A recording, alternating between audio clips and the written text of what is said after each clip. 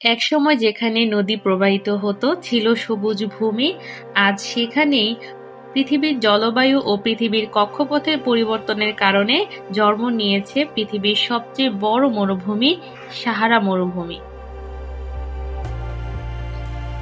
এর আয়তন প্রায় 92 লক্ষ বর্গ কিলোমিটার, মানে পুরো আমেরিকা দেশের সমান। সাহারা মরুভূমি অবস্থিত আফ্রিকা মহাদেশে। এটি ছড়িয়ে আছে 11টি দেশের ওপর: মিশর, লিবিয়া, আলজেরিয়া, সাদ, মালি, নাইজার, সুদান, তিউনিসিয়া, মরিতানিয়া, মরক্কো, পশ্চিম সাহারা। এই 11টি দেশের ওপর ছড়িয়ে আছে এই পৃথিবীর সবচেয়ে বড় মরুভূমি, সাহারা মরুভূমি। আশ্চর্যের বিষয় হচ্ছে, এখানে দিনের বেলা তাপমাত্রা অনেক সময় 50 ডিগ্রি সেলসিয়াসেরও বেশি হয়ে যায়, কিন্তু রাতে তা নেমে আসে প্রায় শূন্যের কাছাকাছি।